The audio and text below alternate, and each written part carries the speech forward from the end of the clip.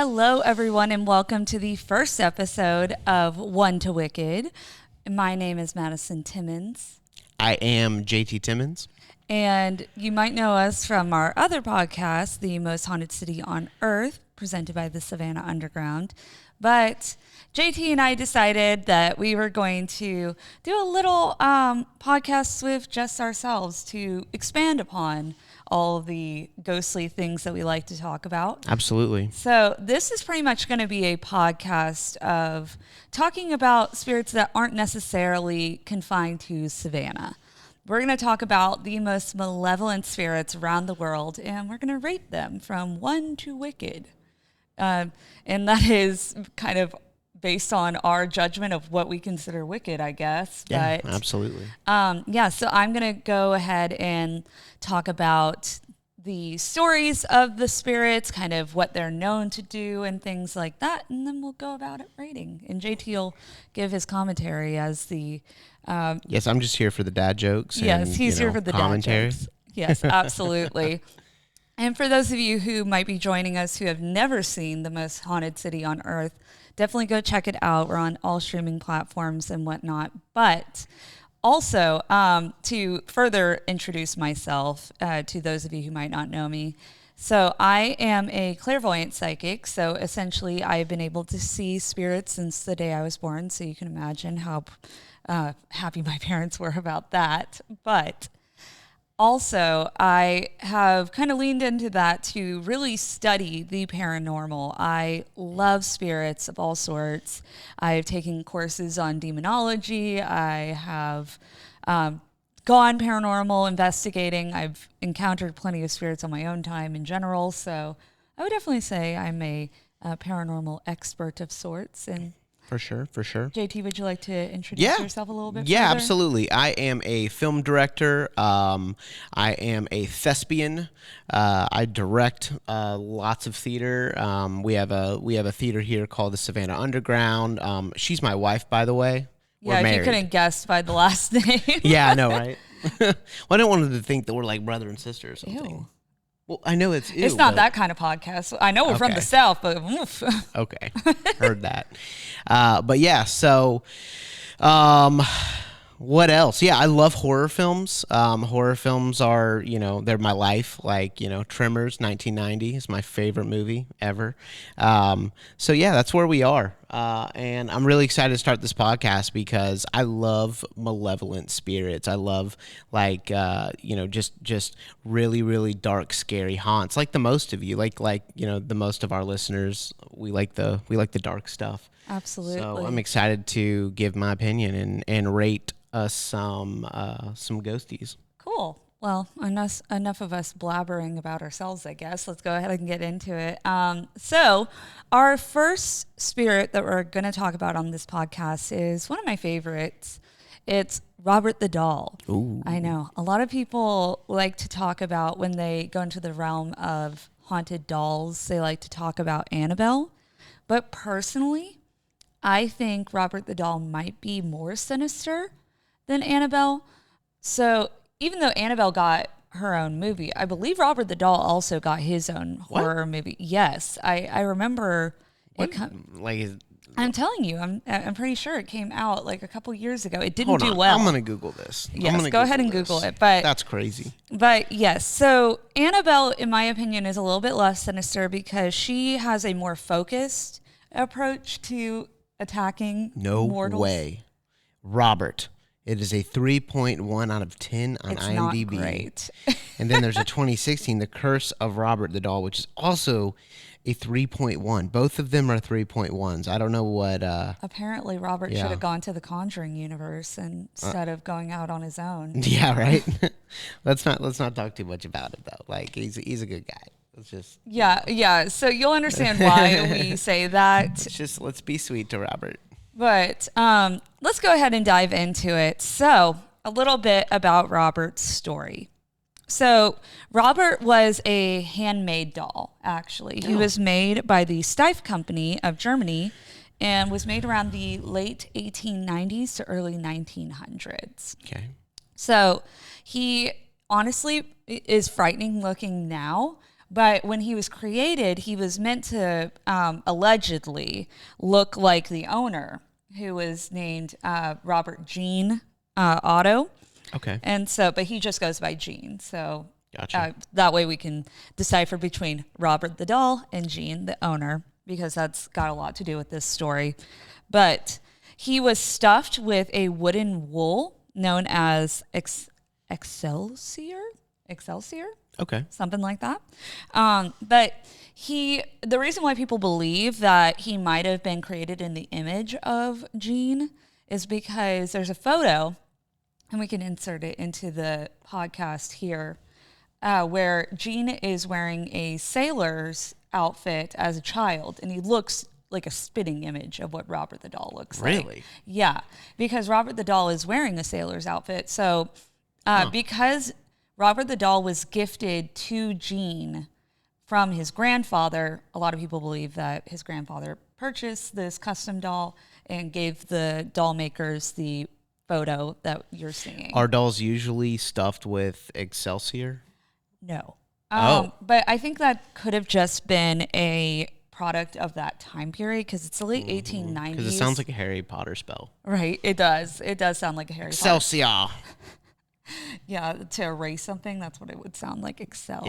Yeah, for sure. But yeah, so it probably was just like a product of the time period, but it does add to the creepy ambiance, of an old doll. Yeah. But there actually is another theory that some people talk about of how Gene acquired Robert. And they believe that, a Bahamian girl gave Robert to Gene as a gift, and it had been like cursed with a voodoo spell. Ooh. But that has been disproven. Was it called Excelsior? No. But that has been disproven. It was kind of like created in a kind of a racist way, is what they've found. Really? Yeah, it's a really interesting rabbit hole you can go down of that particular story, but it has been proven that it was Gene's grandfather who gave him the doll. Got it. But just for the people who know that story, it is not true. So, but a lot of people like to believe it because it sounds creepier if it's a voodoo doll. But anyways, so the relationship between Robert and Gene has always been odd, because immediately Robert and Gene became best friends. And so Robert actually got his own room in the home. And all of this is taking place in Key West, and you can still visit the home to this day. It's called the Artist's House. And so... Yeah, we saw it. Yes. We saw it. Mm-hmm. Yeah. And you were like, I'm not stepping foot in that house. Absolutely not. Even though she knew about Robert the doll way before I did. You're the one that told me about Robert. Oh, yeah, absolutely. Yeah. But... So Gene actually was the one who built Robert his room up in the attic. He gave him toys. He gave him furniture. Like Robert, lived lavishly for a doll. And so eventually Gene, as he got older, he would start to blame Robert for things that would happen. So he would get in trouble for, things that kids would typically do, breaking things or stomping too loudly, yelling or whatever. And every time his parents confronted him, he would be like, it was Robert. Robert did it. So his parents kind of wrote it off as like, oh, he's just, pushing his blame onto the doll, whatever, no big deal. But it would eventually go into anything negative that happened in his life. Gene would be like, Robert is the one that's doing it, but nobody believed him. So supposedly the first supernatural incident that occurred with Robert was in Gene's early childhood, where he awoke to find Robert sitting at the end of his bed and his eyes were staring at him. Whoa. Which is odd for a doll. And yeah, it's very horror movie, like first 30 minutes. Absolutely. Well, and as somebody who grew up with a haunted doll, I feel his pain. Yeah. Yeah, it is very freaky when you feel like, whoa, hold on. I know these eyes were not looking at me when I went to bed. Why are they looking at me now? But after he woke up and saw Robert staring at him, moments later, the rest of the house woke up to sounds of furniture being thrown around the room. Oh, boy. So yeah. Robert's coming in hot. Oh, hell yeah. And this is in Key West? Yes, yeah, this Oh, was wow. in the artist's house. Those Florida dolls, I swear. Florida, we can go into a whole another discussion of why Florida is so haunted to begin with, but That was a commentary on Florida Man. oh, If you missed the joke. I did miss the joke, but yes. But yeah, so when Jean's mother walked into the room, she found everything in chaos, basically. Like everything was strewn around the room. Wow. And to save of the best for last of that, she pretty much found her son curled up in fear on his bed, but Robert remained at the foot of the bed. Ooh. So Wow. So they couldn't chuck that up to like Robert, like while all the furniture was moving, Robert, was moved also? I mean, Or was he like perfectly placed? Like he right was there? perfectly placed. Like, Oh, yeah, he okay. was seated like pristinely at the bottom of the bed. Oh, that's creepy. Yeah, so it's well, and also you got to think about it. He's like, look what I did to your house. Exactly. This is what I'm going to do to your life. Pretty much, actually, it is a good analogy for what he was going to do later. But it's the issue is you got to think of like a 10-year-old boy. You're only going to be so strong. Like even if he was the strongest kid alive, Yeah. furniture was made differently back then. It wasn't IKEA furniture that you could chuck at a wall and it's going to break into a million pieces. It's like solid wood usually. Yeah. No, It's absolutely. heavy stuff. So like a child isn't going to be able to that quickly move all this stuff around. Sure. I feel weird even talking about Robert the doll because of what you've told me about him and what he does to people. Yeah. Like I know we're gonna get into that, but I mean, I feel weird even talking about him because I'm like, I hope nothing bad happens to us. Well, I mean, we're just stating facts. Yeah, we're just stating. We're facts, not talking right? negatively of Robert. We're not talking. We're not. But this is what happens. Yeah. So but I mean, this is a doll. This is a doll that competes with Annabelle in Haunt. yeah. I mean, probably could beat her in Haunt. I mean, we're here to find that out. I guess. Personally, I think he could beat Annabelle, but that's just me. This is a bad mamma jamma. But anyway, all right, let's keep So- going. Sorry. After that incident, so obviously Jean has kind of always treated Robert like a human, but whenever he would have conversations with him, everybody was like, oh, he's just talking to his doll, no big deal. But eventually the family would start reporting hearing responses to Jean's questions that he would ask Robert. And so pretty much Robert's space in the home was the attic, but they would often actually find him moved to the room that he preferred, which was this big room with a really big window. He liked to look out the window. And Robert did. Okay. Robert did. So he would actually there would be times where he would be found sitting in a rocking chair looking out the window in the room that he preferred. That just sounds like a horror film. Yeah. Like is that where it all came from? Maybe or No, or the haunted dolls really just like to look out of windows in rocking chairs? Well, Because I know I've seen that somewhere.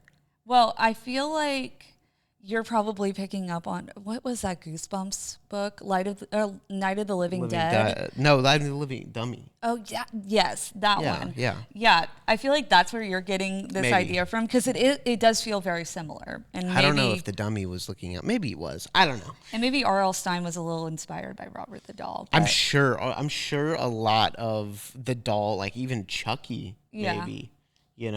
Was this before Chucky? Way before. This is Way in before the Chucky? early Exactly. 1900s. Exactly. Yeah. See, I'm ADHD, so I don't listen. So sometimes I got to backtrack. Just a heads up. But okay, got it. Heard. So a lot of the dolls in horror films and just horror lore in general could have been inspired. Oh, absolutely. From this doll. Okay. Yes. Cool. All So- right, let's keep moving. Basically, eventually Gene would move out of the home. When he was old enough to go to college and whatnot, he would move from Key West all the way to New York and Paris to continue his art studies because he was an artist. And he actually became a very accoladed, I guess, acclaimed artist after time. Yeah. So He's famous, yeah, he was famous. successful. Yes. And so eventually, Gene would actually move back in the home after his parents had passed away, but he moved in with his wife, and Robert was still in the house. And mind you, Gene did not take Robert with him when he left. What? Yeah, he left him at the house. How'd he get there? So he stayed there the whole time. Okay. Yeah. I see what you're saying. So even after the parents had passed, Robert was still there in this house. Got it. And so he just stayed there, and when he came back, he was still there. Yep. Oh, boy. Yep. And so when he moved back with his wife, Anne actually would soon express that she was really uncomfortable with Robert. And, yeah, you don't say. Yeah, right. And so the doll was obviously, a very big part of this home, but she kind of wanted him to be confined to the attic, which Robert did not like. I'm sure he didn't. And so soon after they would lock Robert away in the attic, Anne would report hearing giggles like that sounded malicious. She would hear footsteps up in the attic and things getting thrown about and whatnot. So this is like classic doll haunt. Oh, yeah. Okay. And Anne would actually have to live with it longer than Gene, because 2 years after Gene passed away, Anne would pass away in 1974. And so how did it get possessed? Well, there's a lot of reasons why anything can get possessed. So Gene was like playing with the Ouija board one day, and then all of a sudden the demon came through and was like, I like this doll. So here's the thing that's concerning about Robert in particular is that the doll was made in Gene's likeness. So dolls already have a higher chance of getting possessed because they look human. But the fact that Gene's doll looks just like him is like it's actually made after a human. Those are more likely, even more so, to get possessed. Okay. Because there's a connection. That actually makes a lot of sense. And also, a lot of times, especially because the doll was given to Gene as such a small child and he loved it so much and treated it like a human, entities oftentimes look for things like that, especially with children, because Chris and I have, in our other podcasts, have talked about this before, where basically kids get duped very easily by malicious entities because of the fact that they are so open to these sort of things. And so oftentimes these entities ask, I really like you. Can I stay with you? Can I live like you? Exactly. Comment down below if you're watching on YouTube what movie that was from, if you know that. But but a lot of times the entity will ask, like, can I stay with you? Can I live in the doll so I can be with you? And kids, because they like their new friend in their minds, they're like, yeah, of course you can live in my doll. Okay. And then that's all it takes. Yeah. It's like it's like a kid letting a vampire into the house. Exactly. Sure. Yeah. So the house actually would get sold after Anne passed away in 1974, but Robert would come with the house. Oh. And so the new owner was Myrtle, I don't know how to pronounce her name, Reuter, Reuter. Yeah, that sounds about right. Yeah, so she purchased the home and actually lived in it for 20 years. She did not know that Robert was going to come with the house. She did not know anything about Robert's history, but it was actually Myrtle's daughter who found Robert. Uh-oh. And she loved him. She was so excited about this doll. Personally, if I had seen Robert, I would have been like, oh my God, that is so frightening. But yeah, I probably would have picked Robert up and kept him. So knowing myself. The thing is that even though she was really excited about Robert, her excitement really quickly turned to fear because problems immediately started arising. Yeah, I bet. And so the daughter would often be reported screaming in the night, saying that Robert wanted to hurt her and that he was wandering around the room. What? Oh, yeah. On his, little doll leg? Yeah. Just straight? Just like... That almost would be funny, I feel like. Well, I mean, if a doll is moving on... Just kidding, Robert, if you're listening. I mean, if a doll is moving on its own, I can't imagine... Yeah, what if he's floating? Floating's better. He wasn't floating. Oh, he was actually Yeah, he was actually walking like a human. Wow. Okay. And so Eventually, Myrtle would be so sick of this. She was so tired of Robert, and she ended up donating Robert in 1994 to East Martello Museum in Key West. Okay. Now, this is the same museum that housed Gene's art collections. What? So it was a good fit, but they put Robert in the same room as the art collection. Great. And Robert is very defensive over Gene in general. They definitely had a attachment. But yeah, they're twinsies. Exactly. So to kind of go into what Robert has done nowadays, because he's still at that museum and you can still visit him. Oh, so this is the museum where he is right now. Yes, yeah. Where you can visit him and like, okay, yeah. So keep. Yeah. So he's in a glass case, but immediately after he was donated, a lot of the visitors and staff started to notice that Robert was changing facial expressions. He was moving and he was giggling and things like that. Oftentimes, in the middle of the night, the security guards would report hearing footsteps in the room where Robert is, or they'll hear someone talking, or paintings have been knocked down and things like that out of nowhere, even though Robert is still encased in his glass box. But the museum actually enforces that you have to ask Robert permission to take his photo, because horrible things have happened to people if they don't ask for permission. So pretty much people have had incidents of physical harm.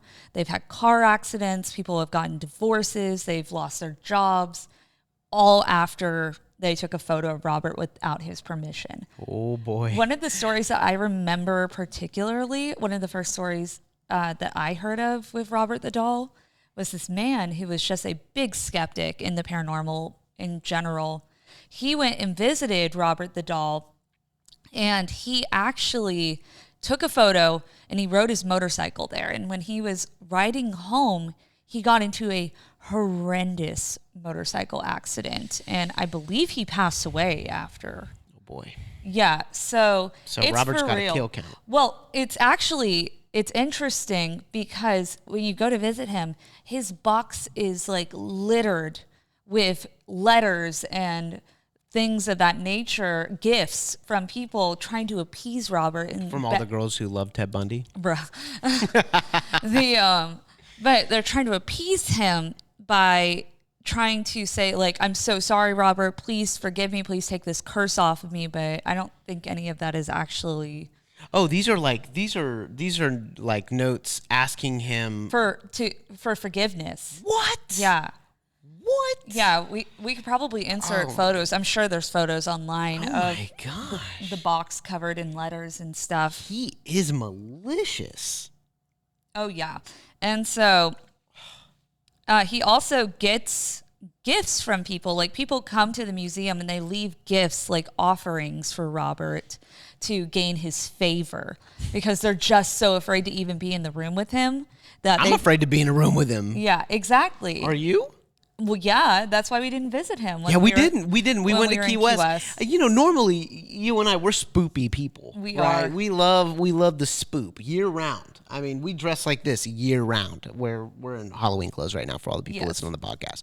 But I mean, this is totally something we would do. But after Madison told me about, you know, Robert and what he does to people who, like, you know, visit him and take his photo without permission, and like I know there's like, if you make fun of him or like mean to him in any way, he'll get you, you know, that made me go, you know what? I just don't even want to see the doll. See, here's the thing too, is because he's in the same room as Gene's artwork, even people who criticize Gene's artwork get cursed. Like, yeah, because that's him. Yeah, exactly. He probably like has like a, yeah, I don't know. Do you think he's a demon, or do you think it's like a No, he's definitely demonically possessed. Demonically possessed. Okay. But all right, so we're dealing with a demon. Yes. Okay. So here's the thing with even Gene's artwork and stuff. People have also reported, if you talk badly about Gene in any way, any kind of criticism, Robert's expression on his face immediately gets very grimacing. I and bet. He's oftentimes known to slap the glass, which is kind of funny at the same time. But Honestly, yeah. if a doll slapped the glass, that'd be it for me. I'd be like, "Yep, we're out," and I'd be like, "I'm gonna send you my letter in a week, Robert." But yeah, so that's kind of the story of Robert the doll. He's just honestly a frightening entity to begin with. And it is interesting that he has such love for Jean. Sure. But, and I've said this before in various platforms where just because it's a demonic entity doesn't mean that they don't have favorites. I actually think it's different. I think. What do you think? Yeah, I think that he's possessive over Jean. I don't think. Interesting. I don't think a demon is gonna be like, I like you, like unless they want to get something. I think that he feels like it feels like it owns Jean. Mm-hmm. That's what I think, which is gonna bring my rating at the end here, up a little bit. Yeah. Because I think that this demon feels like it owns, like created in his likeness, and from creation, from the original possession. I'm sure the demon started to have like a very sinister relationship with the boy as he was younger, and I think that there's a lot of like he feels like if he's in the doll, he's possessing Jean too. Because it wants everything. I mean, they are a bonded pair for sure. They spent a lifetime together. Is Jean dead? Very much so. Oh, so he's like, because you said early 1900s and all that. Do you know how he died? I think he just died of normal causes. No. I know you don't want to believe that, but he was killed. No, he died in 1972. Really? Yeah. Huh. Okay. But so we don't know how he died. We don't know the cause of death. I mean, we could look it up if you wanted to, but I'm just saying I want to say he What's died his last name? Otto, Jean Otto. Okay. But yeah, Robert, in my opinion, is honestly one of the most frightening possessed dolls. Yeah. In at least the United States. I mean, there could be worse in other countries, but just the fact that he has such a deep attachment to what was a soul is frightening to begin with. And the fact that he didn't go after Jean passed away is even more frightening, because that person who invited him in is no longer there. Gotcha. Yeah, I don't see anything. I don't see anything about like how he died, but so more than likely he died from natural causes. No, I think that Robert the Doll had something to do with it. I think Robert the Doll wasn't going to let natural causes have this one. I think that Jean was like, I'm going to stop his heart. You have a very skewed perspective of what demonic presences do. They're not trying to kill you because of the fact that they need you. They want to cause chaos. Not all of that. I mean, sure, there are demons each have their own specific roles. I don't know what demon is inside of Robert. Some are meant to cause chaos. It's a bad one. It's causing car accidents and disease. Well, yeah, I mean, it's a bad one. Well, I mean, they're baneful. They're all baneful for different reasons. But what I'm saying is that I don't know if Robert is necessarily the type that is solely meant for chaos. You know what I mean? Mm-hmm. Well, that's basic demonology. Is you have to decipher what is basic demonology. But what I'm saying is that there is certain rules that these demons have to abide by for their purpose. Okay. And so it really depends on what is Robert's goal. What was he trying to attain by taking this human form of sorts? I'm going to go with the demon in Robert is evil just off my own opinion. No, he's definitely evil. Okay. But I don't know if I don't know if that's his main purpose. I think it's a side effect of what he's trying to attain. All right. So I think it's time for us to give our ratings. Okay. All right. I already had my rating in my head. After you told me the story, years ago, I would have rated it the same number. And, I will say that when we're rating these malevolent spirits, a 9 or 10 is going to be like, the most malevolent thing to exist on this earth. I'm being personally, and I'm sure Madison is too, extra harsh. So I'm going to go ahead and give Robert the Doll a 7 out of 10. I was going to give it a 7 also. You were also going to give him a 7? Why? Why were you going to give him a 7? Because I have heard of entities and I've read about entities that are way more aggressive than Robert. Robert, you have to make him mad. You have to do something actively. Okay. No, that's totally fair. That's what I was thinking too. That causes him to be frustrated. If you appease him, he can be very mild, obviously, Sure. by, when he had his own room, he was happy. When he is giving gifts, he's appeased. But if he was truly the most malevolent spirit on earth, yeah, there would be no appeasing. Understood. His sole purpose would just be to cause harm. So I'm giving him a 7. That's high for me. I'm giving him a 7 because of the wide range of damage he can do to people. So not all, like you think like a demon's just gonna try to kill you in the end, but there's a lot of stories about people getting, again, like divorces and like relationships ruined, and it might be just them. I think he tries to cause whatever would be the worst thing in their mind to happen. Absolutely. And so for that, I give Robert the Doll a 7 because it's like, I agree with you, Madison, that, he's like, what hurts you the worst? Yeah. And then it makes that happen. Which shows that he is a baneful spirit. Yeah. Like if I go to, I'd be worried that if I went to Robert the Doll and I, took a picture without his permission, then, a week after, Argyle, our Silky Terrier, would die or something like that. That would be like catastrophic for me. Absolutely. Well, and that's kind of what it appears to be the case. He goes after, what you care about the most, and he wants you to feel his pain, or Absolutely. he wants you to feel pain. So Cool. definitely not a spirit you want to mess with, but definitely not the worst spirit that you could encounter. No. For sure. But with that being said, I think this has been a very nice discussion. Let us know what you guys think. You can let us know on TikTok at our TikTok handle, The Savannah Underground. You can let us know on Instagram about kind of what you think is going on. You could also let me know on my personal TikTok, which is Madison Ray Timmons. But with that being said, I'm excited.